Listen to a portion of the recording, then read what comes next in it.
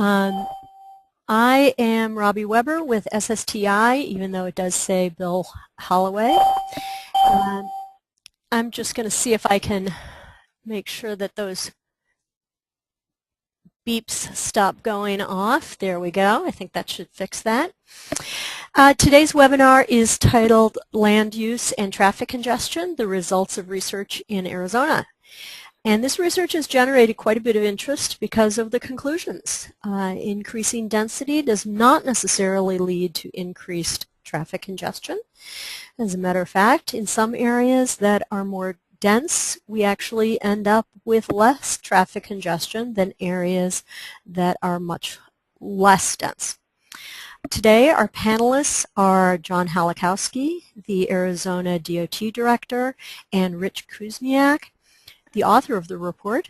Also on the call to answer questions are Kristen Keener-Busby and Scott Omer from Arizona DOT. And it looks like we also have Ann Ellis, who's the Director of Research, and Floyd Rorick, Deputy Director of Policy and Planning for Arizona DOT. Now let me just tell you a little bit about our panelists.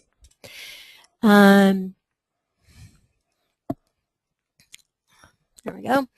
John Halikowski was appointed the Director of the Arizona DOT in February 2009. He had previously served for 12 years at the Arizona House of Representatives as Director of Research, where he was responsible for drafting, presenting, and researching and working with affected constituencies on transportation-related legislation. Rich Kuzmyak was the principal researcher on this project for Arizona DOT. He is a principal at Renaissance Planning Group in Arlington, Virginia. He has over 30 years of experience as a transportation analyst, with much of the last 10 years focused on transportation and land use connection. He's worked as both staff and consultant for state DOTs and MPOs, and he's had a key role in a wide range of projects for the Transportation Research Board, including his current project developing the methods and tools for a guidebook on establishing bicycle and pedestrian demand. Scott Omer is the Arizona DOT Director of Multimodal Planning, where he oversees the department's development of multimodal plans and programs through a collaborative process.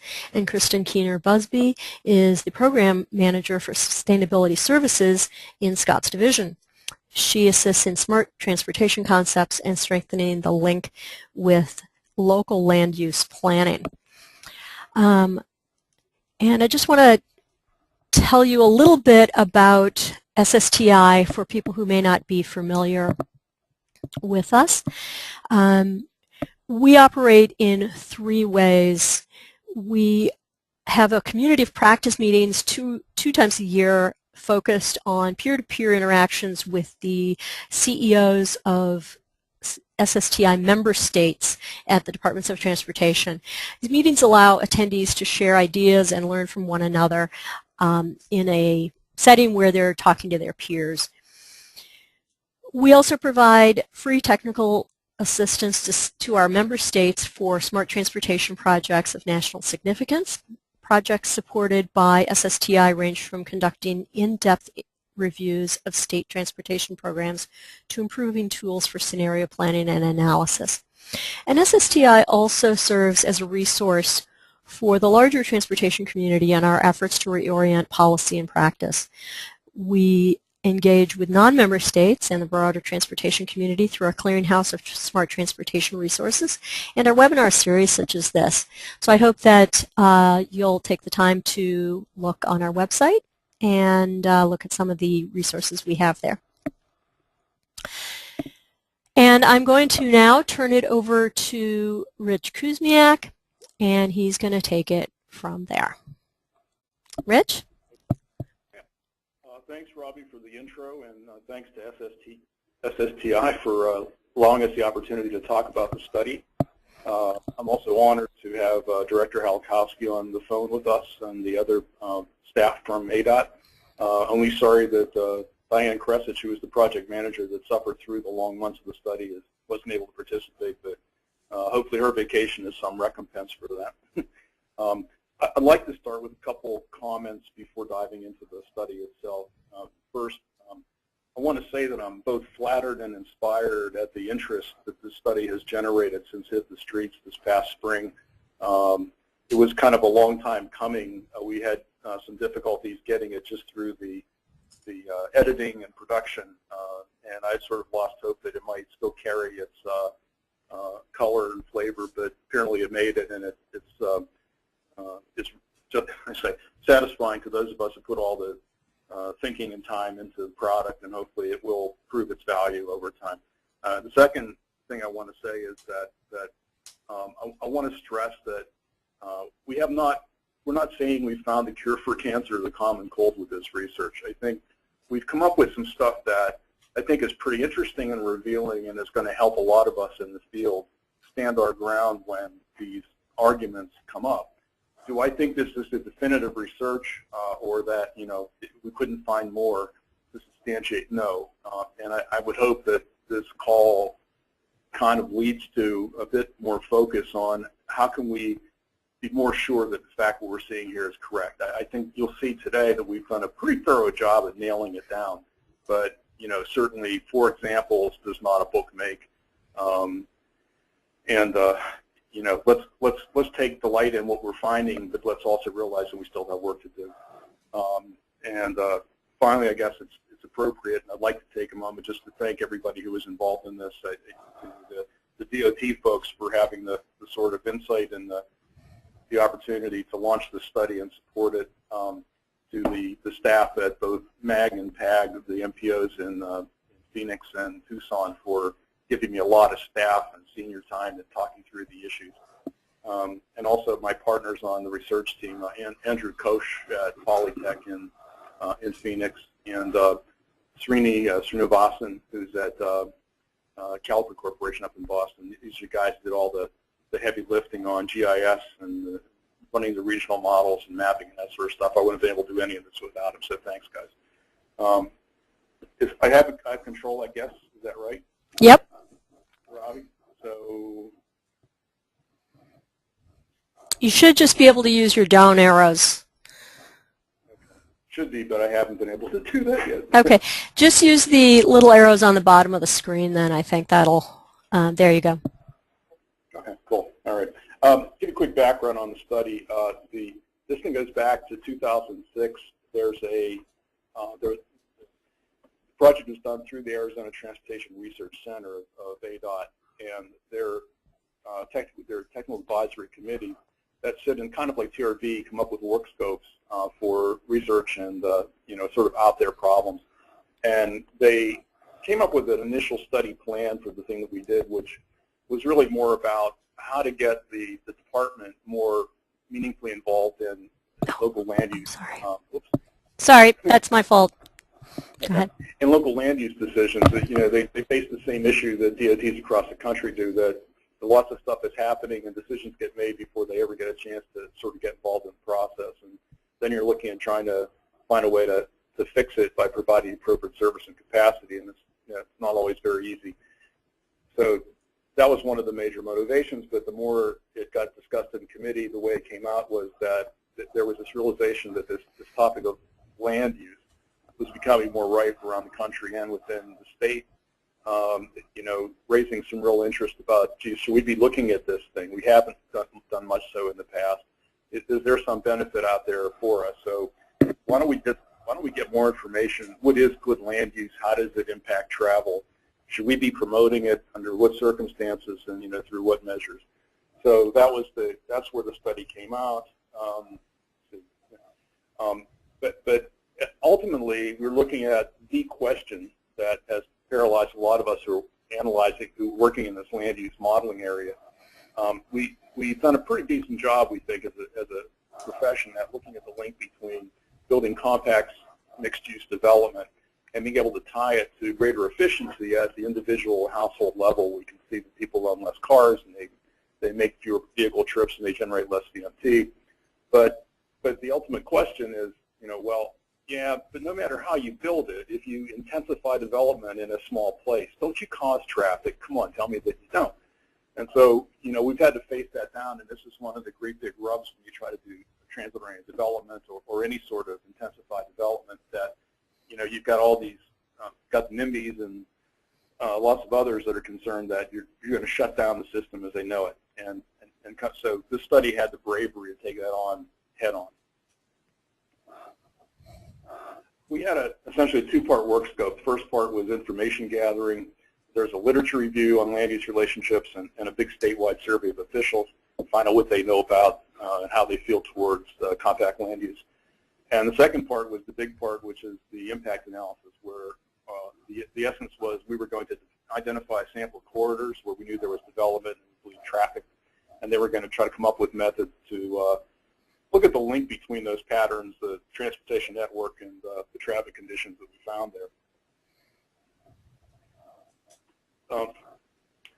Literature review is very comprehensive. We went in doing basically primarily focused on trying to get the numbers together to justify the relationships we were looking for, but the review ultimately took an even broader turn and started getting into more of the rhetoric about whether sprawl or compact use is better in terms of the economics and in terms of free will and the American dream, and so each of these things was brought up as an argument and then addressed in a pretty objective way.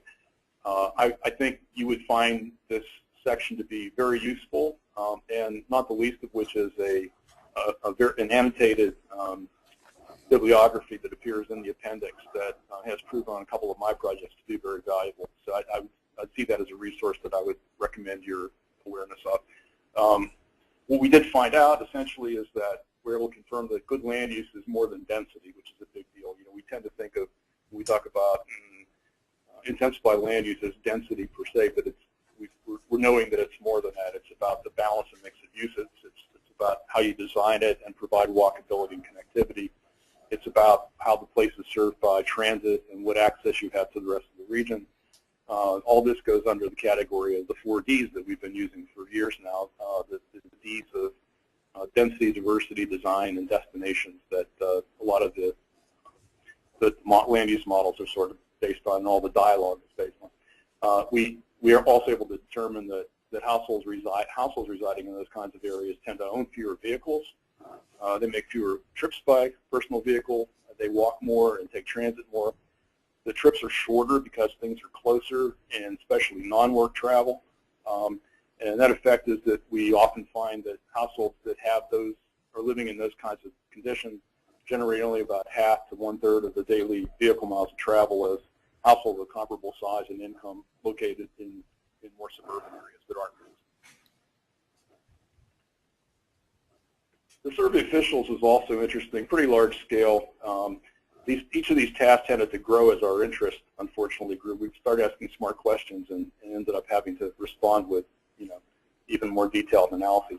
We had attempted to contact over 400 officials statewide, local electeds, people on planning and zoning boards, transportation planners, and planning professionals, as well as economic development offices. We ended up getting 135 responses to this sort of, not that you care that much of, by both webinar and by mail-out survey, so we had pretty good coverage. It was like a 33% response rate. Interestingly, the group of that 4 that gave us the least response with the elected officials, and our sense was that they were really uncomfortable about going on record potentially about how they felt about this issue. But what we did find that I think surprised daylights out of us, because for those of us that live in the East and we go out to places like Arizona, we tend not to think that. I mean, things are pretty spread out, and there hasn't seemed to be in the past much of an interest in doing things differently because it's been working for them. But what we found is that when they're doing land use planning, the congestion is an important factor, but not the most important criteria in development planning, which is interesting. Most of the people we talked to felt that compact mixed-use development would lead to more transit than walk trips. So there was no argument on that. They held it back when they talked about traffic impacts, though, which has got us to the essence of our study, saying it depends. And I would have given the very same answer, because I don't know. You wouldn't know until you looked at all the factors that are blending in. And maybe the final surprise was that the great majority said that these techniques would be highly appropriate for the future of their region and for even their community. So, you know, the highest marks were infill, mixed use, you know, transit serviceable, walkable neighborhoods and activity centers.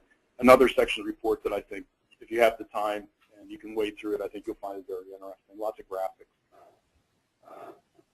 Okay.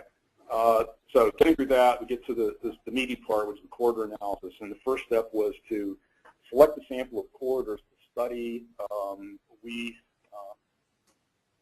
The deal was we wanted to find corridors where adjacent development was considerable and was believed to be generally responsible for traffic conditions that we're seeing there. We tried to get a range of development settings, and rather than pick these out ourselves, we got people that responded to the survey to give us their 2 nominations. We also talked to MPO staff and others and came up with, you know, some options. The idea in defining the corridors was not just to have a street, but to also include the parallel facilities and the connecting facilities. So you're looking at sort of a mini network, not just a single line.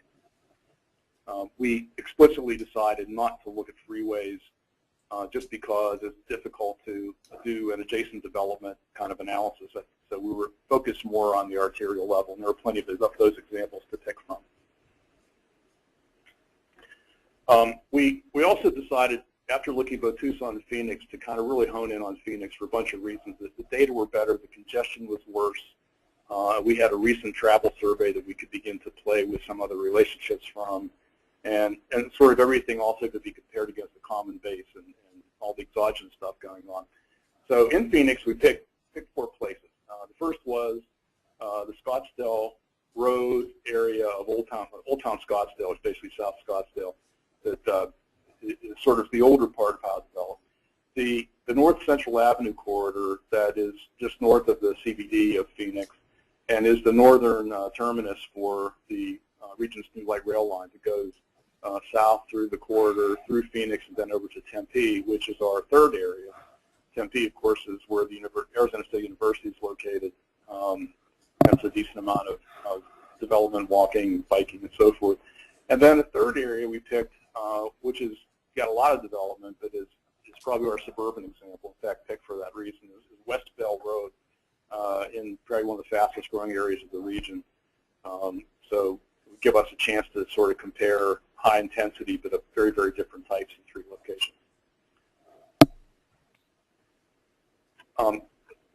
Looking at, try to give you an idea what these areas look like.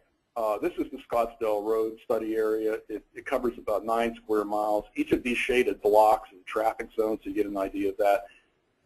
The whole area, both in Phoenix and Tucson share this, I believe, is covered with what's referred to as a super grid of arterials on 1 mile spacing. So, you know, you can blast over these things. And frankly, often most of your commercial activity is sited along these corridors as well.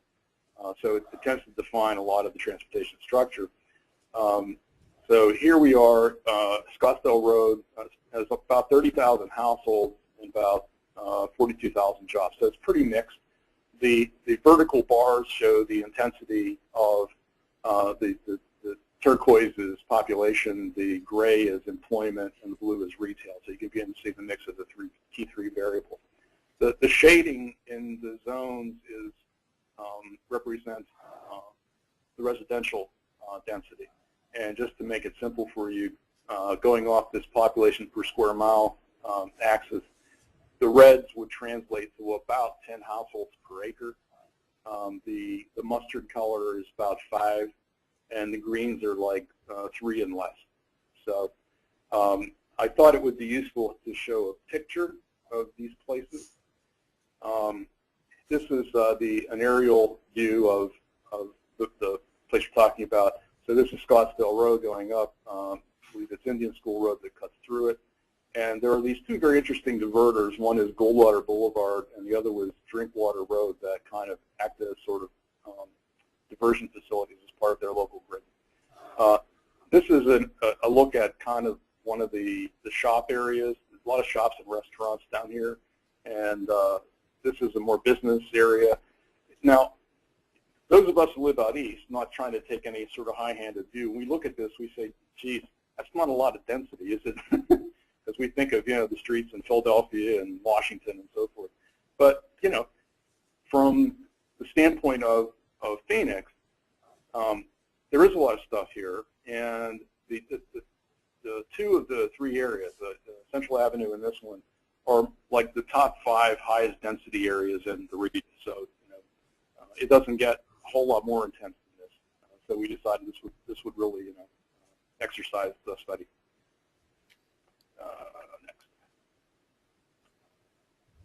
Next area is Central Avenue. Is probably the most urban job centered place.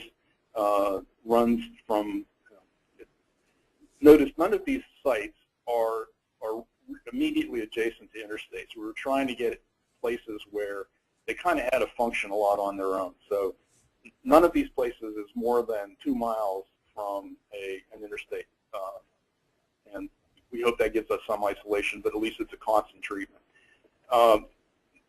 Central Avenue is bracketed by 7th Avenue on the west and 7th Street on the east. You can see pretty intense development in this corridor. It is a very jobs-rich place, only 3 square miles, 56,000 jobs, 10,000 households. So much more of a jobs tilt than in Scottsdale. An example of what it looks like. There's the aerial view. You can see, what's interesting is this is fairly high density, and yet there are also significant areas of dedicated surface parking, which is kind of a surprise. Here's a street view that shows the light rail alignment going down the center of Central Avenue, and this is one of the areas with more of a skyline. So you get a sense there's stuff going on here for sure. So just to give you a feel of that, what that area looks like. Third area is Tempe. Most of us know that as the home of Arizona State University, which is kind of in the center area. Got an enrollment of like 70,000 students, so that's a pretty big lump. But I don't think that shows up in this household number of 16,000. And exactly the extent to which students are represented, I don't know. I'm guessing that the survey did not include them explicitly. There are 37,000 jobs, much of them related to university, but they're also, the other part of Tempe is this area up here around Mill Avenue, which is kind of their elite shopping and entertainment district. It has tree-lined streets with nice sidewalks, street parking, I think bus lanes, median in the street, and not designed to be the freeway, but actually the place to kind of go and do things. And if you look at, see what my pictures look like. Well, I didn't give you any of the high-rise, but there are some very substantial high-rise employment buildings on Mill Avenue as you head north. This is an aerial of the University of Arizona State, so you can see that there's quite a clustering of development. This is a look at what Mill Avenue looks like, so you can see it's not designed to be a freeway. It's designed to be a place to go to. And this is kind of a plan view of that. Maybe it doesn't show up real well, but you can get a sense that it's not just a straight asphalt patch. It really has been designed to have stuff close to the street, interactive, variety of choices.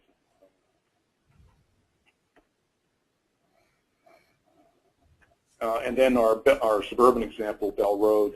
This is the largest area at 17.3 square miles. It has substantially more households than jobs, so it's about 28,000 households, half that many jobs.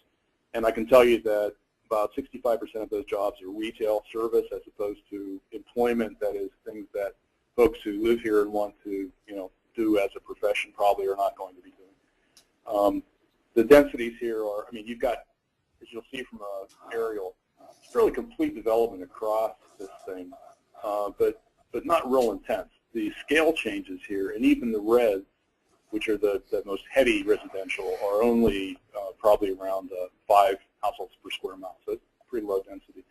And again, nothing tells the story better than a picture.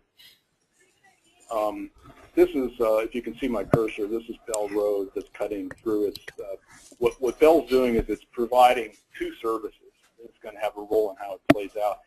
It is the main street for all the development that is along it through here, including the Sun City, which is these crop circle looking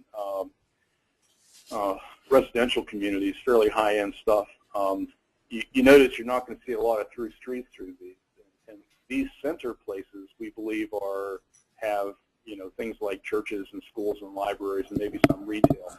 But really, the main street for accomplishing everything you need to do is down here in Bell Road, which is also the major thoroughfare that connects the Central Valley, where most of the jobs are,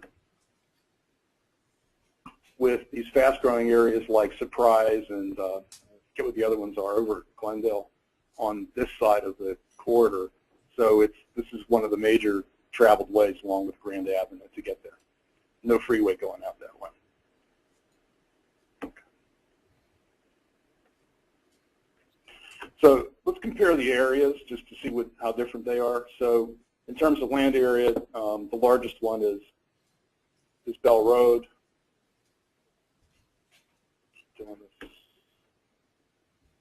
With 17 square miles. The smallest is Central Avenue. You can see that the household density for the three urban sites is about 5 on average, compared to only about half of that in Bell Road, even though it's almost exclusive. Well, it's much more substantially residential out there. Employment densities also are considerably higher for the urban sites, only 1.3 in Bell Road, and yeah, most of that is 64% of it is retail. And if we come up with a sort of a total activity measure of jobs plus households, it just exacerbates or makes the difference even greater. So you're looking at a 33.6 kind of measure for Central Avenue compared to only 3.9 down in Bell Road. So lots of stuff, but not particularly high density. Look at these in terms of their land use characteristics. We see that Central Avenue, probably the best balanced area is Scottsdale. It's got 1.4 jobs per household residing there. Tempe, a little bit better, 2.3. And Central Avenue, obviously, is much more employment tilted. Bell Road, only about half a job per household. Retail jobs, which is a good measure of like local service amenity, about half that level in Bell Road, even though most of their employment is retail. Percent multifamily dwellings is often a good harbinger when you're looking at how well you can support transit, walkability, and so forth. If dwelling units are closer together, it makes it easier to connect them with transit, sidewalks, and so forth. So you're seeing about double the level of that commodity here as opposed to Bell Road. The number of retail services you can get to within a quarter mile, so this is essentially what you could get to by walking. You could get to 72 in Central Avenue, 21 in Scottsdale, 20 in Tempe, 9 in Bell Road. And then this is real important, regional transit accessibility, and just I'll give you a quick explanation by gravity model. What this is saying if I go to Scottsdale and I look to see how many jobs I can get to in the region, and I look at all the traffic zones, and I take the number of jobs that are in those zones, and then I divide it by the travel time it takes me to get from my zone to that zone. I sum that up, I get a number. And that number is essentially 34,000 jobs regionally for Scottsdale, 164,000 for Central, which makes sense because they're pretty centrally located, Tempe 66, and only 6,000 for Bell Road. So it doesn't have a lot of transit access. Number of retail jobs, of course, is going to be less all across, but still just emphasizing the difference. And this begins to show up in the travel characteristics. You see that that households in Scottsdale and Central Avenue own only 1.4, 1.47 cars per household. Tempe 1.63 because it's beginning to go up lower density. Bell Road 1.7, and that shows up in the daily vehicle miles per household. So these guys are generating less than 20. This one's about 24, and Bell Road is like 32 per household. It shows up in transit trips to and from. So you can see that while none of these are stellar, they're not bad. For Central Avenue, 6.7% of all trips to there are made by transit, 6.5% of all trips that emanate from there are there. In contrast, Bell Road doesn't have much transit, so it's 0.4, 0.8. Trips by walking, surprisingly, Bell Road has 3.2%, which is kind of on the lines with Central Avenue. That may just be neighborhood walking, quite possibly, as opposed to walking to stores and services. Tempe, the highest at 10%, probably the student population. Same with trips by bicycle. A lot of pictures of folks riding bicycles in the Tempe area. No surprise, good facilities, the right population. An important measure to us for how well a community design works is internal capture. So thinking of these areas as I've laid them out, this is the percentage of trips of that type that are made within that catchment area. And so it speaks to both the quality of the infrastructure that gets you there, a number of choices, as well as the opportunities that are near you. And so you'll see that for home-based work, which is almost never guaranteed to be close to home. We know that people work where they work. But still about 20% of the work trips in the urban sites are made within that study area, compared to only 13% Bell.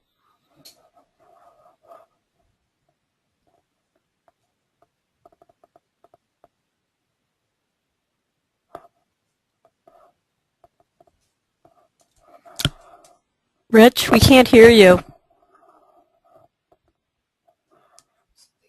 Yeah.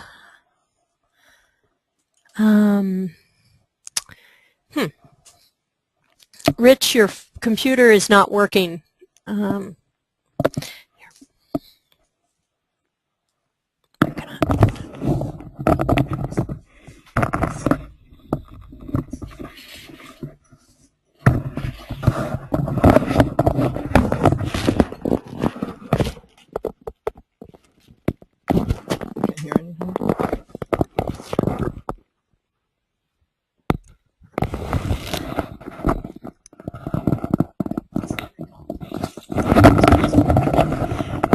Rich Kuzmyak got disconnected, and he is going to call back in. So I'm sorry about that. We'll just have to wait until he gets back onto the phone here. Tell me if you can hear me. I just want to make sure that people can hear me. Okay. I'm checking. We can hear you. Thank you. I think Rich is trying to call back in. In the meantime, I don't really know what to do. I'm just going to resend him a audio pin just in case that's a problem. I think until Rich gets back on, I think what I'm going to do is maybe change over to John Halikowski and see if we can get his part of the program going, and then we will get Rich back on the phone when he reconnects. John, I'm sorry to throw to you like that, but maybe you can go ahead and do your part first. Thanks, Robbie. I'm on deck and ready to go, so this is good. We'd also like to thank SSTI for this opportunity. We're very honored that you've invited Arizona to share with you steps that we've taken to understand the relationship between land use and transportation. Also took Rich's comments to heart and want to thank him for those. As we've heard from him, the benefits of compact mixed-use pedestrian-friendly development have significant transportation benefits. It's very exciting for us because this study provides ADOT and our local and regional partners the empirical evidence to move forward new ideas around land use here in the Phoenix area and in greater Arizona. Okay, so I'm going to hit my down arrow. I'm not sure why I'm not. Let me click on this. There you go. There we go. Oops, went too far. ADOT's like many DOTs in the country. We know that a better understanding of the relationship between transportation and land use will help us all face challenges and discover new opportunities to support economic growth and create jobs. This is a very important issue to us around the country as we transportation CEOs get together and talk about the future. Also to meet demand for quality of life and livability in communities. Obviously, as we move forward, we have to have the trust and faith of our communities and create places where not only businesses want to relocate to for economic benefit, but where people actually want to live and do their work. We need to be better stewards for our natural environment and manage our financial resources more efficiently. But most of the land use decisions, as Rich mentioned, really happen at the local level. So more and more DOTs, we believe, are stepping forward to build strong land use partnerships by providing assistance and information on ways to implement smart growth transportation related concepts and practices. So what's smart about smart transportation? Well, joining SSTI was a smart decision for ADOT as one of 19 state DOT members. SSTI is an invaluable community of practice that helps transportation agencies develop and implement smart transportation policies. Now, we know that disconnected land use creates congestion faster than roadway capacity can be increased. Over the last several decades, roadway lane miles in Arizona have increased significantly, but our congested lane miles have actually grown faster. Now, as we learn more about smart transportation, best practices are demonstrating that there's greater effectiveness managing capacity when planning transportation with interconnected land use. So we believe that obviously planning for all modes makes good sense as we look into our future and what's happening with our demographics. And now, in addition, as our budget gets tighter, it's critical that we develop strategies that make efficient use of our transportation infrastructure supported by funding. So even if we did have all the money in the world, we really believe that we can no longer afford the conventional approach to tackling land use, transportation, and economic development separately. And going back to that, we believe that's a key as we try to hook the public into the importance of transportation, is that we have to look at those three things, economic development and transportation together as an integrated approach rather than trying to tackle them in silos. Hey, John, just one second. I just want to check. Rich, are you back on again? Can you hear me? I can. We decided to just go ahead and have John pick up, and then we'll go back to you again. Yeah, okay, that's cool. Why don't you do that, and they'll give us, I'll come back after intermission. Okay, thank you. Thanks, John. Sure thing. So we're remaining committed to developing and implementing innovative smart transportation solutions with the help of our partners and stakeholders. The recent research study that Rich was talking about today on land use and traffic congestion has documented the value of mixed land uses and a small street grid system. It demonstrates to all of us that pursuing compact, efficient land use patterns to maximize transportation efficiency really can improve a neighborhood environment when it's accessible at the right mix and at the right scale.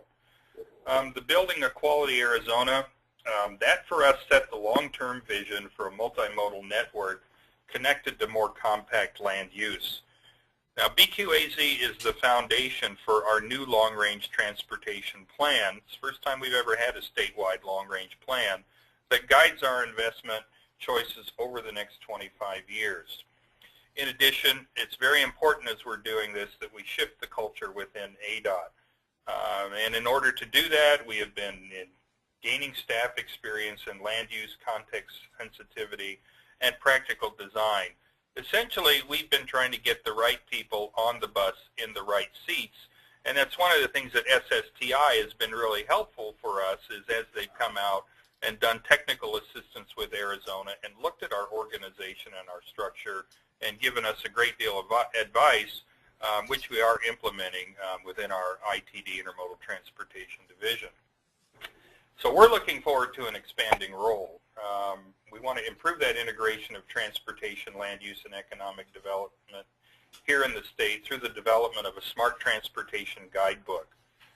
There are similar efforts we're drawing from in Pennsylvania and New Jersey that we believe are going to help us advance our Building a Quality Arizona vision by promoting greater flexibility in our planning, design, and development processes, more effectively address land use. We want to ensure that the design of roadways and bridges fit within the existing and planned context of the communities through which they pass, and to develop the best and most affordable transportation solutions. So essentially what we're saying to the communities is we're committed to doing our best to be your partners, help you assist, and to promote these ideas. And there are some other new tools we're looking at and using, such as our new performance programming process. It's there to connect our long-range transportation plan to our program of projects. This new process, we believe, will help us measure performance and evaluate trade-offs for selecting projects.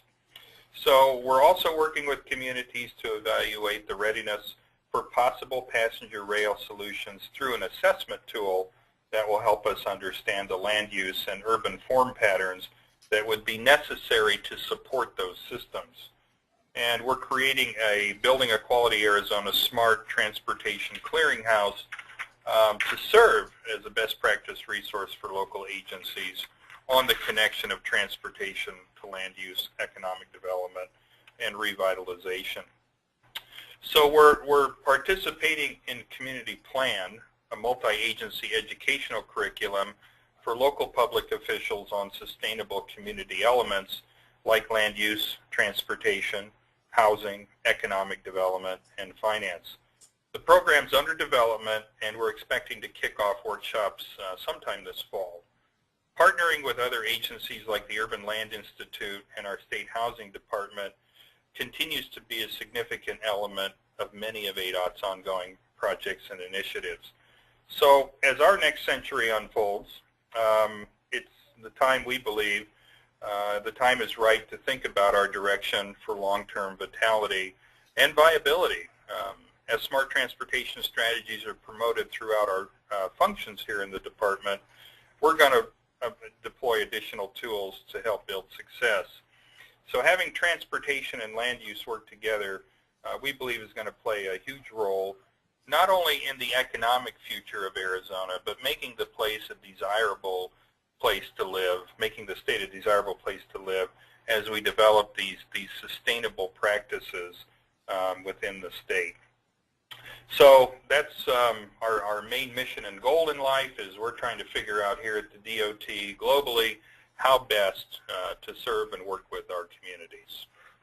And so I think that's my last slide. If you want more information, those are some websites, Robbie, that I wanted to share. Wonderful. And thanks, everybody, for hanging in there. I'm going to go back to Rich again. And I'm just going to scroll back to where he was, if I can. Let's see. Uh-oh. Let's try that again. Hold on just a minute. We seem to have... I'm going to go back to our slideshow. And I'm going to go back up. And we'll get back to where Rich was. Let's see. I think you were about here, Rich. Are you still there? Yeah, that's where I was, yes. Okay. There we go. And if you can just speak up just a little bit, that would be great. Thank you. Okay. You're getting my iPhone now, but I'm going to still try to make it as intelligible as I can. I don't know why the phone quit, and that was really unfortunate. So I wanted to see if I was on the slide before this. I had talked about, I cannot move the slide, it appears. Okay, let me just 1 minute here. Okay, there's a little delay, but I think you should have it now. Okay. All right. Well, we'll stay with this one for a second. I think this is the one I was on. We had talked about internal capture, and it was interesting to look at average trip length in these places. So for work trips in the 3 more urban places, you're looking at on the order of 9 to 10 miles, comparing that to about 22 miles for the lower density area, right? And for the stuff that we do a lot of every day, the home-based other, the non-home-based, which is shopping and services and personal business, between 9 and 4 miles in these urban areas where things are mixed. And surprisingly, I mean, I had to check this number to be sure, but it's over 22 miles average trip length for these kinds of trips out in the corridor. So nothing is easy, I guess, is what I'm reading from this.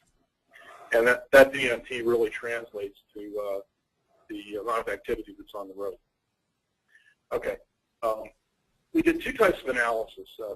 The empirical stuff that we're going to talk about here is we wanted to see what traffic was like in these roads. So we estimated traffic under PMP conditions, which is supposed to be the worst in the day, using MAG's regional travel models. We forecast link volumes from the model. And then since people would question whether traffic models are really good estimators of link activity, we actually got ground counts from MAG and did some comparison and corroboration. We found out that they're pretty close, and if anything, in most places, the MAG model was estimating volumes that were less than what we're doing measuring. So we weren't overstating things. We used a approach of volume to capacity ratio for the link as our measure of congestion. There are two ways to do this, and we may be called wrong. If you are working in a highly articulated grid with intersections and signals, you should probably be using something more like intersection level of service. We didn't have that kind of data, and this worked pretty well for us. So essentially what we're doing is comparing the volume of traffic on that facility to its design capacity. I'll talk to you about that in a second. We also were very explicit to account for through traffic. What we're looking at here is, so you built an area and it's got a lot of activity going on. Is that the reason for the traffic, or is it simply where the place is lying and almost the traffic that one sees out there is actually going through it? It's a good question. So we try to account for that. There was a second type of analysis we did almost after the fact, which was much more of a modeling exercise. We've built these 4Ds models in lots of places, and Diane and I decided we could give more credibility to the traffic analysis by also taking data from the regional travel survey and using characteristics that we got from GIS tools, estimate regression models that helped explain what we were claiming, that people would own fewer vehicles and travel fewer vehicle miles travel if they had the right land use conditions. And we were very successful with that. I'm not going to get into that in this interview, in this discussion, because it's going to take another 15, 20 minutes, but I highly recommend, if you're interested, to look that up in the report. The whole section on that toward the end. Okay, so DC ratio. Forever in the world of highway capacity manual, we've used this notion of level of service, A through F, for looking at flows on highways. A, B, and C represent things that we're all happy with, and we represent those through the B over C ratio. Now, there is no strict standard for how these categories lay out. This is my experience about what those categories kind of look like. So up to a ratio of about 0.75, things are moving okay for most people. You're going to be able to go pretty much design speed and not a lot of delay. When you get to level of service D, you're starting to approach unstable flow. It's somewhere between 0.76 to 1. All of a sudden it's feeling crowded and the effects start bumping back on you. When you get over 1, it's hard to imagine that, but it's, again, the demand exceeding the design capacity, things get really unstable. By the time you get to 1.25, it's basically breaking down on you. So most planners try to, I think residential areas want to get into an area like of C that it's not designed for, but if you've got any kind of activity, probably design standard somewhere around D. And E is something you put up with if you're not happy with. And F is kind of a real red flag. Okay. Having said that, now you can look at these diagrams. Here's Scottsdale Road again. What I've done is, what you're looking at is the system of links. In the figure to the right, what I've done is take a small abstract of the original map I was showing you, so you can once again see where the high density of activity is in relation to the system of facilities we're looking at. And what we've done is plot the volume to capacity ratio, PMP, on each of the links that we can, and give us an idea how they're performing. The colors on the links are, as you might expect, green represents kind of good flow, so that's sort of up to level C. You get into the yellow and light orange, and that's kind of acceptable, but it's getting busy. And you get into red or darker, and then it's failing. So here we have, at the center of everything, this is Indian School Road in Scottsdale, a B over C of 0.8 0.80. In fact, 27% of the volume in that is through traffic. So that which is attributable to the activity that's happening in this area really is not responsible for the level of congestion that's being seen. You'll notice that these diverter roads that I mentioned before, this is Goldwater Boulevard, acts as a redirect, seems, for traffic that's coming up through this area, tends to take this way out and avoids the center of everything, and finally dissipates as it's going out of the area. Conditions on this guy are very good. This is Drinkwater Boulevard, another diverter. So we look at this and say, yeah, pretty high density, traffic seems to flow pretty good, decent amount of through traffic that helps explain whatever bumps we do have. Go to Central Avenue, probably the highest density area of them all. Again, you can see from the map on the side where the highest density activity is. If you look at the overseas, and they're surprisingly decent. I mean, this one is 0.84, and 49% of that's through travel. So imagine what it would be otherwise. And this on Cross Street on Thomas Road is 0.9 something, and that's 58% through traffic as part of it. So looking at these, not entirely bad, particularly when you consider that they're also carrying stuff through them, that they're operating at, you don't see any red in that network, and this is PMP. So I think that's an interesting finding. We go to Tempe, and it gets a little different. I mean, the densities aren't as high there, and you would expect to find better traffic flow, but yet these are some pretty high D over C ratios, even allowing for the through travel. Particularly up here at Mill Avenue, well, this is the university, so heaven only knows what's happening there. We think that these facilities, Broadway, University, and Apache, which is actually the right-of-way for the new light rail that comes down from Phoenix this way through Mill Avenue and over, have a lot to do with the fact that this is a through set of arteries that takes stuff over to this freeway to get it out of the area and off to the region. Similarly, Rural Road, which becomes Scottsdale Road, has got a real high volume on it. And Mill Avenue, which isn't designed to be a freeway, nevertheless does carry travel up back into Phoenix. You see these red links up here. It's obviously got a lot of traffic load on it, some of which seems to be coming from these cross facilities with the university and going up there. I think that it's a combination of the road not being designed for it, but also this being an okay way to get back to the city, and so it's acceptable. Now, we looked at this and began to see the idea that absent a good, this place does not have anything like the street network that we're seeing in the first two sites. If you go into Scottsdale and you go into Central Avenue, you're seeing a really articulated local street grid. You've got the arterials, but then you've got, like, on a quarter 8 mile block spacing, secondary streets that really are tremendous at acting as relievers and alternative paths. You don't see that in Tempe. That may have a lot to do with why some of the same land use conditions don't produce the same benefits in terms of traffic congestion. Then you get to Bell Road, and what you're looking at here is some of the highest view overseas that we see in the region. I don't even know how you get to a 1.97, but it's black in this case. Now, admittedly, it's carrying a lot of through traffic, but still, even if it wasn't, you would still have a tremendous amount of load on Bell Road as a result of just the adjacent development.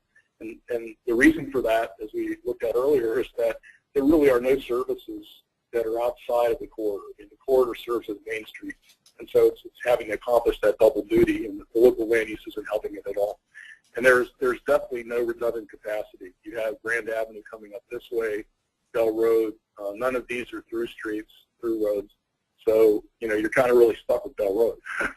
And again, more than one thing is going on here, but the thing you walk away with is this is supposed to be a lower density area, and might be something we would normally advocate as the way you should build a place. But yet, look at its performance in comparison to the higher density places, and I'm not sure it shows any comparative advantage. So, Rich, I do want to leave a little time for questions, and we're almost at an hour now. So, Okay. Sorry, let me get out of it then. Okay, so I'm going to run through the conclusions real quick. We don't see traffic in high density areas being any worse than they are in the medium and low. It's not just through traffic; it has a lot to do with how the areas are designed. We don't have to really worry about high density being the killer in terms of or traffic congestion being a killer in terms of high density. A lot has to do with how the areas themselves are designed. It makes them more efficient. More trips are made locally, less VMT. But what came out of this study more than anything else was the importance of a street grid. That you got to get that secondary capacity for redundancy, to be able to separate and manage locally through traffic, to find paths around obstructions so you don't coagulate. That you got good walk access to transit activities, and that for people that go there, they can travel without a car once they get to the place. I'm going to say that's enough. Let's call that the end.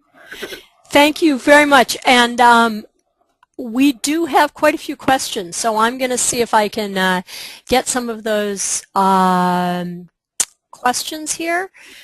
I'm just going to have to pull this down. Oh my goodness, let's see. The report is on our website. I do want to just sort of go to the very end of this for just a minute. Get down to our website. It's ssti.us, and the recording of this is going to be on our website just in case anybody has to go. We do have webinars every month, and they will be, we're going to take August off, but we will have some upcoming webinars.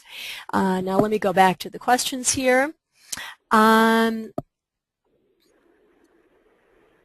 see. If you could, given the power of land use to mitigate VMT and the general trend towards lower VMT, this is for John, are you relooking at the right size to provide better local access? Anyone from ADOT there? Yeah, we are here. I'm not sure what the right size is referring to. I would say this is that when we talk about size, the adage of one size does not fit all is how I would answer that. Rich talked a lot about the Phoenix area, but Scottsdale, Tempe, the area where Bell Road's located at, in large part is Glendale, Peoria. These are all separate communities of themselves, and they all have different visions about exactly what they're looking for in their community and how they want to grow and develop. So what we're trying to do is, as the state's lead transportation agency, is to make sure that we are into looking at this as an option. And with some communities such as Tempe, which is fast becoming landlocked, density and congestion becomes a more pressing issue. But you look at Glendale or Peoria and others out on the west side that aren't landlocked, they still have room to expand out there. So here in Arizona, it's very careful that we don't prescribe a one-size-fits-all, that we use smart transportation principles and information from this study to help folks pick options that are going to work best for their particular community. Okay, thank you. We do have a question. Someone asked if it's sort of odd that Tempe has a pretty high VMT and also has a very high transit ridership. Well, I don't know that I would call it odd, and Rich may want to jump in on this, but you have that university population within Tempe, and Rich quoted about 70,000. ASU student bodies up to probably closer to 100,000 now. And so it's very densely populated around the universities. I assume most of them are. As an ASU alum, I used to ride my bike to school every day because I lived within a couple of miles of the school. However, Tempe being this sort of central city within this larger metropolitan valley, we have a lot of commuters leaving Tempe to go to jobs elsewhere, so they have that high VMT in the sense that they're using their vehicles. And remember, that light rail line is only the starter segment. That first initial 27 miles, we still have at least another 20 miles on the boards to go. And Tempe, I think, is where you find a lot of that mixture of both folks who want alternatives but still need their vehicle to get elsewhere within the valley. Okay, thanks. We do actually have a question about how ADOT funded this research and created all of the tools and outreach to local communities. For that one, I'd like to turn to Dr. Ellis. Ann, can you answer that one? Sure. This is from our state planning and research, which is federal highway funding. Does that help? So basically, we used SPR funds that we get from the feds on an annual basis, state planning and research monies. Okay. I'm just scrolling through because people had typed in a few questions regarding technical issues that we had. I had another question here. If people are still on, you can still type in questions. I think a lot of people probably had their questions answered. I don't know if anyone from Arizona wants to add anything since we did get cut off a little bit at the end there. As far as I know, we're not getting cut off from our webinar. I think, Robbie, what I'm getting here is everybody, we don't have anything else to add at this point. Okay. Well, I do want to point out that there will be a recording of this and all the slides that are on the SSTI website, and we also have the full report on the SSTI website under our resources section. And I believe someone also asked what the data source for the population per square mile, if it's publicly available. Somebody is sort of interested in using that, but I think he left. I'm assuming that's something that's available online somewhere as census, maybe? It probably would be, yes. It should be understood that this work, which was done somewhere around 2008, was using largely 2000 census. Okay. So two things we're missing here is what happened as of 2010, and also there's no effect of the light rail, which had not yet been opened at the time of the study. Okay, wonderful. Well, I want to thank everybody, and thanks to the panelists for jumping in when we had some technical issues, and I appreciate all of the attendees. Please check back with us for our upcoming webinars. There is also a button to subscribe to the SSTI e-newsletter, which comes out every 2 weeks. And also, if you'd like to receive notice for future webinars, you can subscribe there as well. So I want to thank everybody, and we will have this up by the end of the day.